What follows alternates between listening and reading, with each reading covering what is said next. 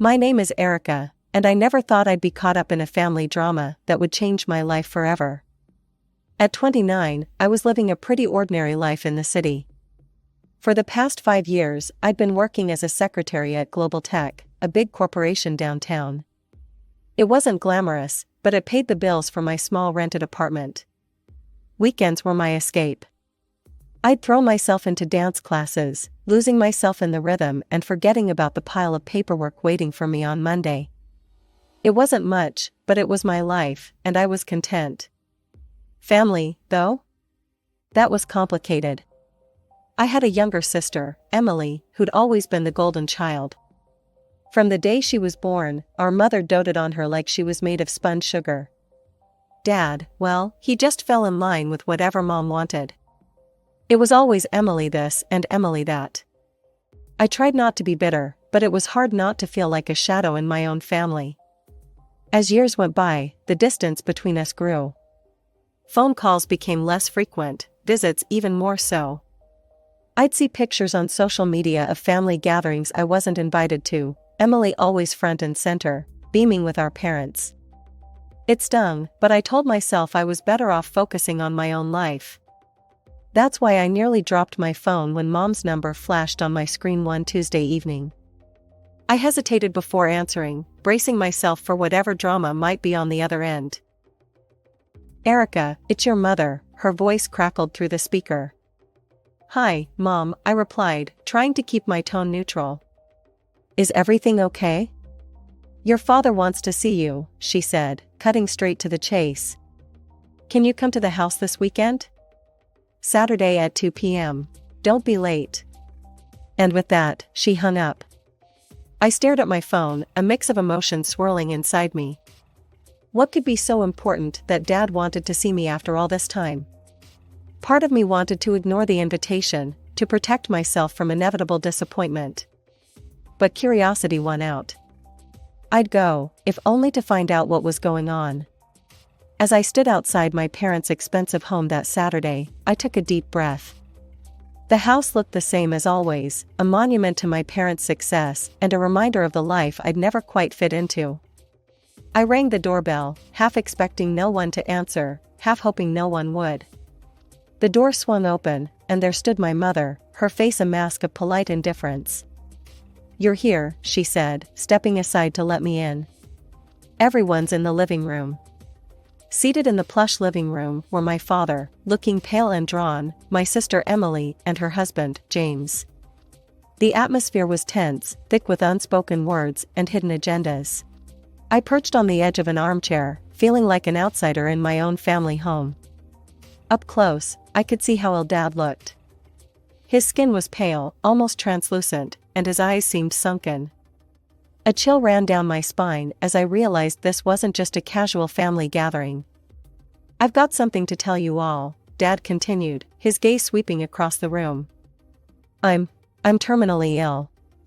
The doctors say I don't have much time left." The words hit me like a physical blow. I gasped, tears springing to my eyes. Despite our strained relationship, I loved my father. The thought of losing him was unbearable. "Daddy," I choked out, reaching for his hand. He squeezed mine weakly, a sad smile on his face. Emily let out a dramatic sob, burying her face in her husband's shoulder. Mom sat stone-faced, her lips pressed into a thin line. I wondered how long they'd known, how long they'd kept this from me. "There's more," Dad said, his voice growing stronger. "I've made some decisions about my will." The room fell silent. Even Emily's sobs quieted as everyone leaned in, listening intently. "Mary," Dad said, looking at Mom, "you'll get the apartment in the city." Mom nodded curtly, as if this was expected. "Emily, the house will be yours." My sister's eyes lit up, a smile breaking through her tears. Then Dad turned to me, and I saw a determination in his eyes I'd never seen before. "Erica, I've decided to leave you my savings. All of it. $800,000. For a moment, I couldn't breathe. $800,000? It was more money than I'd ever dreamed of having. But more than that, it felt like acknowledgement, a way of making up for years of being overlooked. The silence that followed was deafening. Then, all hell broke loose. Emily jumped to her feet, her face contorted with rage. "Dad, that's not fair. Eric is barely even part of this family anymore." "She doesn't deserve it," Mom hissed, glaring at me as if I'd somehow orchestrated this. "John, you need to exclude her from the will. Now." I sat there, stunned, as my mother and sister railed against me. And then Dad slammed his fist on the coffee table, the sound echoing through the room. "Enough," he roared, his face flushed with anger. "This is my decision, and I won't change it." Turning to Mom, his eyes blazing, he continued, "I've been under your influence for far too long, Mary. I've neglected Erica because of you, and it ends now." The room fell silent once more. I stared at my father, seeing him in a new light. For the first time in my life, he was standing up for me. Dad turned to me then, his anger melting into sorrow. "Erica, can you ever forgive me? I've been a terrible father to you." Tears streaming down my face, I moved to him, wrapping my arms around his frail frame. "I forgive you, Dad," I whispered. "I love you." We held each other for a long moment, years of hurt and misunderstanding flowing away. When we finally separated, Dad looked exhausted. "I need to rest now," he said, slowly getting to his feet. "Erica, thank you for coming." As Dad left the room, the atmosphere shifted palpably. Mom stepped forward, her face a mask of barely contained fury. "Listen here, Erica. You need to do the right thing and give up your share of the inheritance." "No," I said, my voice stronger than I felt. "I won't give it up. Dad wants me to have it, and I'm respecting his wishes." Emily's face contorted with rage. She stepped closer, her finger jabbing at my chest. "You'll regret this, Erica. Mark my words." Over the next 2 weeks, my phone buzzed constantly with messages from Mom and Emily. Each one demanded I give up the inheritance, their tone growing increasingly hostile and threatening. I ignored them all, focusing on work and my dance classes, trying to find some semblance of normalcy. Then, on a gray Tuesday morning, I got the call I'd been dreading. Dad had passed away in his sleep. The funeral was a blur of black clothes and somber faces. Mom and Emily put on a show of grief, wailing dramatically and clutching each other. I noticed Emily wearing an obscenely expensive necklace and bracelet set, the diamonds catching the light as she dabbed at her dry eyes. After the service, we gathered at the house. I watched in disgust as Emily made a show of removing her jewelry, tucking it into her purse with exaggerated care. As the last of the guests trickled out, I gathered my things, eager to escape. That's when all hell broke loose. "My jewelry!" Emily shrieked, her hands flying to her face in mock horror. "It's gone. Someone's stolen it." Mom's eyes locked onto me, her gaze accusing. Well. Isn't it convenient that the only person who's been here all day is the one who stands to gain so much? I felt the blood drain from my face as I realized what was happening. They were setting me up. "You can't be serious," I sputtered. "I didn't take anything." Emily's husband stepped forward, his voice oozing false concern. "Then you won't mind showing us what's in your purse, right, Erica?" I clutched my bag tighter, my mind racing. I knew I was innocent, but something told me that wouldn't matter if I opened my purse. "No," I said firmly. "I don't have to prove anything to you." Emily's husband pulled out his phone. "Then you leave me no choice. I'm calling the police." As he dialed, I saw a triumphant smirk flash across Emily's face. In that moment, I realized just how far they were willing to go to get what they wanted. I stood frozen, my heart pounding, as 2 officers entered the house. Emily immediately launched into a tearful account of her stolen jewelry, painting herself as the grieving daughter, victimized on the day of her father's funeral. "Officers," Emily's husband said, his voice dripping with false concern, "we have reason to believe Erica may have taken the jewelry. She's refusing to show us the contents of her purse." The older of the 2 officers turned to me, his face impassive. "Ma'am, would you mind opening your purse for us?" I felt trapped, knowing that whatever happened next would not end well for me. With shaking hands, I opened my purse. The officer looked inside, and his expression hardened. "Ma'am, I'm going to have to ask you to come with us," he said, reaching into my purse and pulling out Emily's necklace and bracelet. The world seemed to tilt on its axis. "This isn't possible," I stammered. "I didn't take these. I'm being set up." But my protests fell on deaf ears. Mom and Emily launched into a tirade, calling me a thief, a liar, hurling insults that cut deeper than any knife. As the officers led me out, I caught a glimpse of Emily's smug smile, hidden behind her hand as she pretended to sob. At the police station, I sat in a stark interrogation room, still in my funeral clothes, trying to make sense of what had happened. Hours passed, and then the door opened. To my surprise, it was my mother who walked in, not a police officer. She dismissed the officer standing guard, insisting on speaking to me alone. As soon as the door closed behind her, Mom's demeanor changed entirely. Gone was the grieving widow, replaced by a cold, calculating woman I barely recognized. "Listen carefully, Erica," she hissed, leaning close. "You have one chance to fix this mess. Give up the inheritance.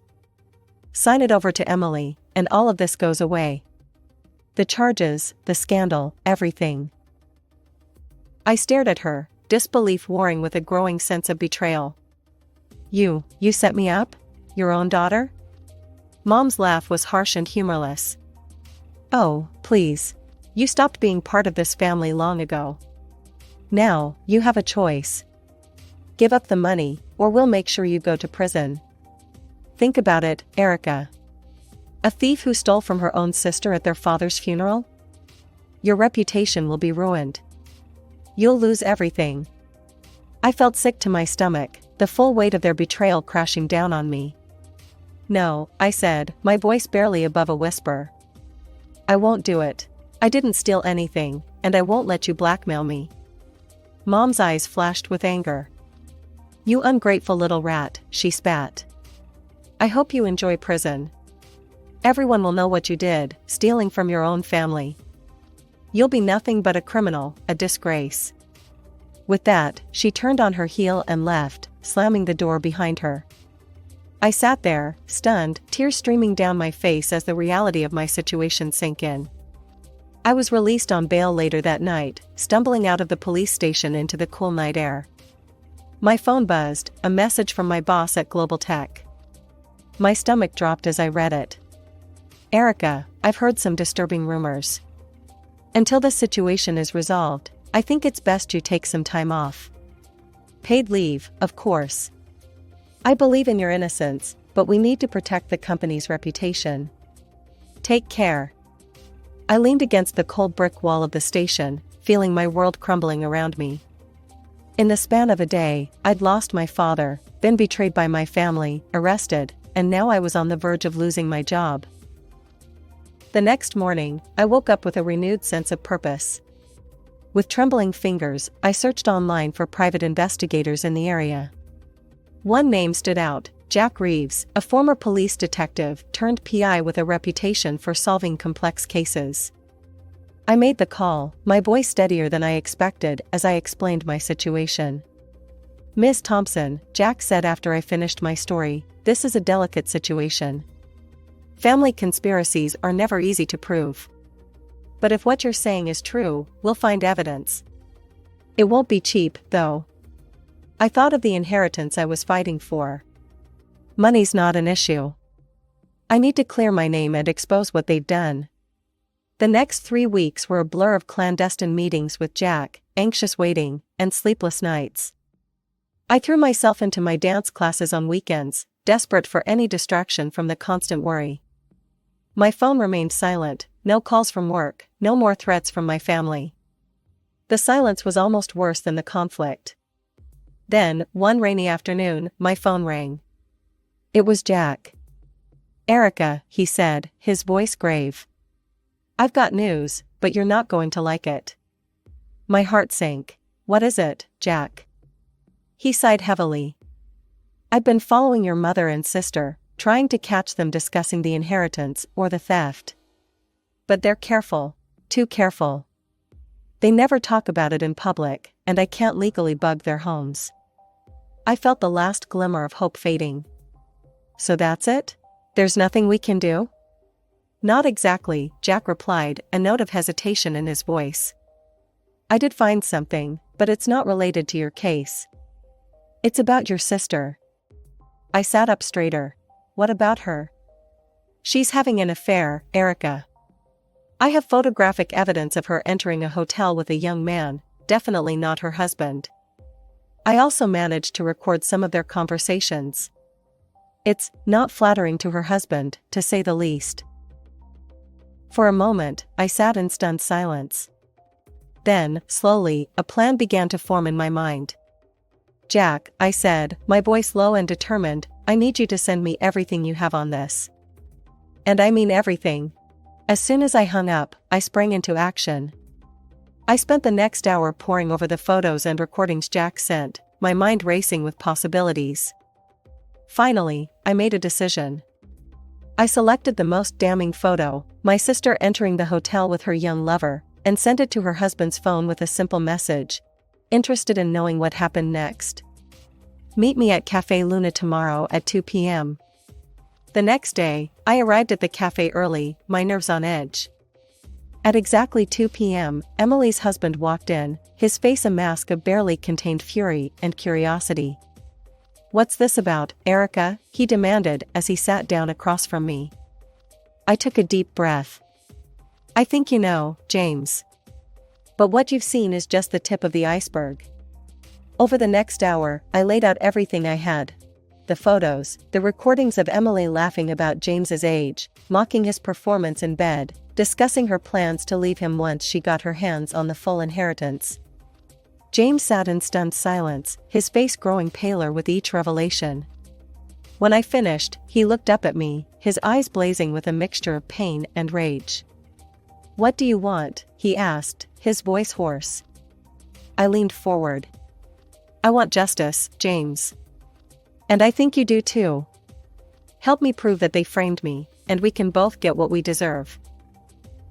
A few days after my meeting with James, my phone buzzed with a message. It was from him, containing several audio files.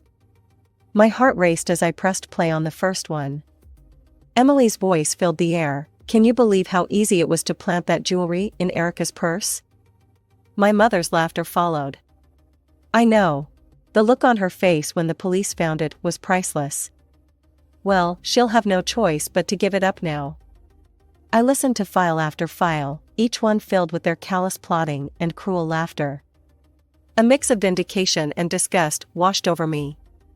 Finally, I had the proof I needed. The day of the will reading arrived quickly. I entered the notary's office, my stomach in knots, but my resolve firm. Mom and Emily were already there, shooting me smug looks. James sat quietly in the corner, giving me an almost imperceptible nod. The notary, a thin man with wire-rimmed glasses, cleared his throat. Let's begin, he said, unfolding the document before him. He read through the will, detailing the distribution of assets, just as Dad had explained that day at the house. As he finished, I stood up. If I may, I said, my voice steadier than I felt, there's something I need to address before we conclude. Mom's eyes lit up, and she nodded approvingly. I'm glad you've finally come to your senses, Erica. I knew you'd make the right decision and give up the inheritance. Mom and Emily exchanged triumphant glances, their faces beaming with anticipation. But I was about to disappoint them. I'm afraid you've misunderstood, I said, pulling out my phone. I think you'll all want to hear this. I pressed play, and the room filled with their voices, gleefully discussing how they had framed me for theft. As the recording played, I watched the color drain from their faces. Emily let out a strangled gasp, while Mom sat rigid, her lips pressed into a thin line. When it ended, chaos erupted. You lying scum! Emily screeched, lunging towards me. How dare you! Mom hissed, her composure cracking. You ungrateful, scheming. I recorded those conversations. James suddenly spoke up, his voice cutting through the commotion. The room descended into madness. Emily was screaming at James, Mom was hurling insults at me, and I stood there, watching it all unfold. Silence. The notary's voice boomed, startling us all into quiet. This is a legal proceeding, not a circus. Everyone will calm down this instant, or I'll have you all removed. As the notary's words echoed through the room, a heavy silence fell. It was broken by James, who stood up abruptly, his face a mask of barely contained fury. Since we're airing dirty laundry, he said, his voice trembling with anger, I have something to add. He reached into his jacket and pulled out a photograph, slapping it down on the table in front of Emily. Emily's face drained of color as she stared at the image. It showed her entering a hotel with a man who was decidedly not her husband. I know everything, Emily, James spat. Your affair, your lies, all of it. I'm filing for divorce, and thanks to our prenup, you won't see a penny. You'll be paying me compensation for your infidelity. Emily's mouth opened and closed like a fish out of water, no words coming out. Mom looked between Emily and James, her expression a mix of shock and dawning horror as she realized their carefully constructed world was crumbling around them. Suddenly, the door to the notary's office swung open. 2 police officers walked in, their faces stern. Mary and Emily Thompson, one of them asked, though it was clear he already knew who they were. Mom and Emily looked up, tears streaking their faces. You're under arrest for false accusations of theft and attempted blackmail, the officer continued. You have the right to remain silent. Anything you say can and will be used against you in a court of law. As the police read them their rights and handcuffed them, I watched with a mixture of satisfaction and sadness. This was justice, but it was also the final nail in the coffin of our family relationship. I walked out of the office behind the police, watching as they put Mom and Emily into separate patrol cars. As the sirens faded into the distance, I felt a weight lift off my shoulders. It was over. Taking out my phone, I dialed a familiar number. Erica, my boss's voice came through, sounding concerned. Is everything all right? Better than all right, I replied, a smile in my voice. I can explain everything now. The accusations against me were false, and I have proof. I gave him a brief rundown of what had happened. As I finished, I heard him let out a low whistle. Erica, I'm so sorry you had to go through all that, he said, genuine sympathy in his voice. But I'm glad the truth came out. Listen, your job is still here whenever you're ready to come back. In fact, I'd be delighted to see you at work as soon as you feel up to it. The weeks following the confrontation at the notary's office were a whirlwind of legal proceedings and life-changing decisions. As the truth came to light, the charges against me were quickly dropped. The relief I felt was indescribable, like a weight I'd been carrying for months suddenly lifted from my shoulders. But for Mom and Emily, the nightmare was just beginning. They faced charges of false accusation and attempted blackmail. The trial was swift and damning, with the recorded evidence leaving no room for doubt. In the end, they were found guilty on all counts.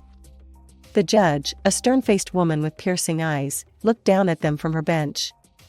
In addition to the criminal penalties, this court orders Mary and Emily Thompson to pay substantial damages to Erica Thompson for emotional distress and damage to her reputation. The fine was staggering. Mom's face went pale as the amount was read out, while Emily burst into tears. In the days that followed, I watched from a distance as their lives unraveled. Mom, with no other choice, was forced to sell the apartment Dad had left her. It was a beautiful place in the heart of the city, but now it slipped from her grasp, the proceeds going straight to me as part of the damages. Emily's situation was even more dire. The house she'd been so smug about inheriting had to be sold to cover her part of the fine. I couldn't help but feel a twinge of satisfaction as I remembered her gloating face the day Dad announced his will. But Emily's troubles didn't end there. James, true to his word, filed for divorce. He demanded the compensation outlined in their prenuptial agreement for her infidelity. What little money was left from the sale of the house went straight to him. In the span of a few short months, Mom and Emily had lost everything. Their comfortable lives, their social standing, their financial security, all of it gone. They were left with nothing but the consequences of their own actions. As for me, I found myself in a position I'd never dreamed possible. With the inheritance from Dad and the damages from Mom and Emily, I had more money than I knew what to do with. After much thought, I decided to buy a beautiful apartment in a quiet part of town. It was everything I'd ever wanted in a home, spacious, bright, and most importantly, mine. The rest of the money, I invested carefully. I spent hours researching, consulting with financial advisors, and making prudent decisions. My goal was to ensure a steady income for years to come, to build the security that I'd always longed for. As I stood in my new apartment, looking out over the city skyline, I couldn't help but reflect on the tumultuous journey that had brought me here. The pain, the betrayal, the fight for justice, it had all led to this moment. I thought of Mom and Emily, now struggling to make ends meet. Part of me felt sorry for them, but a larger part knew that they were facing the consequences of their own choices. They had tried to take everything from me, and in the end, they'd lost it all themselves. My phone buzzed with a message from my boss, confirming my return to work next week. I smiled, looking forward to getting back to normal, or rather, my new normal.